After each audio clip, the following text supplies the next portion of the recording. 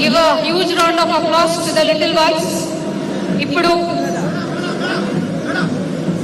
అన్నమాచార్య భావన వాహిని అధ్యక్షురాలైన పద్మశ్రీ డాక్టర్ శోభరాజ్ గారిని కీర్తన ఆలపించవలసిందిగా కోరుతున్నాము. శోభరాజ్ గారిని ముందుకు రావాల్సిందిగా విజ్ఞప్తి. శోభరాజ్ గారిని ముందుకు రావాల్సిందిగా విజ్ఞప్తి. దయచేసి అందరూ కిందికి వెళ్ళవలసిందిగా విజ్ఞప్తి. ఇక్కడ ఎవరు నుంచోకండి.